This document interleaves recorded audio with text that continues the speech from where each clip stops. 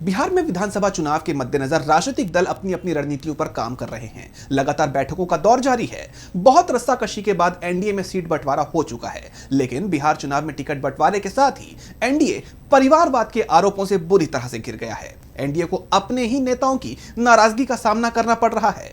तो क्या है ये पूरी खबर, जानेंगे इस रिपोर्ट में। बिहार एनडीए में पहले सीट बंटवारे को लेकर पेंच फंसा हुआ था और अब जब सीट बंटवारा हो चुका है तब भी एनडीए में तनाव बना हुआ है। एनडीए में शामिल पार्टियां परिवारवाद से खुद को अलग नहीं कर पाई हैं। एक बार फिर से पार्टियों ने परिवार पर ही भरोसा जताया है। एनडीए में शामिल जीतन राम मांझी के हित से कुल 6 सीटें आई हैं। इनमें से 3 सीट पर उन्होंने अपनी बहू दीपा मांझी, समधन ज्योति मांझी और दामाद प्रफुल्ल मांझी को उम्मीदवार बनाया है। तो वहीं एलजेपीआर प्रमुख चिराग पासवान ने भी भांजे को विधायक बनाने की रेस में शामिल करा दिया है। इधर उपेंद्र कुशवाहा ने अपनी पत्नी स्नेहलता को सासाराम से उम्मीदवार बनाया है। इसके अलावा लवली आनंद का बेटा भी मैदान में है। एनडीए में परिवारवाद अब इतना हावी हो गया है कि अब इसके खिलाफ एनडीए में ही विरोध के स्वर गूंजने लगे हैं।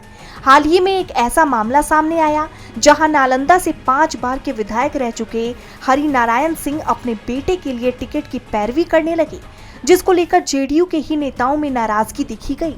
जेडीयू के कार्यकर्ताओं और नेता संजय कांत सिंह ने कड़ा विरोध किया और परिवारवाद का आरोप लगाया। ऐसे में एनडीए में कई सवाल खड़े हो रहे हैं। बीजेपी विपक्षी दलों खासकर कांग्रेस पर परिवारवाद के आरोप लगाती आ रही है और अब खुद वही इन आरोपों से घिर गई है। देखा जा रहा है कि एनडीए में सारे परिवारवादी शामिल हो गए हैं, जिसके बाद बीजेपी 2 तरफा घिर गई है। एक तरफ विपक्ष तो हमलावर है ही और अब अपने नेताओं ने भी मोर्चा खोल दिया है। ये बीजेपी के लिए बड़ी चुनौती बन गई है। डीवी लाइव की रिपोर्ट।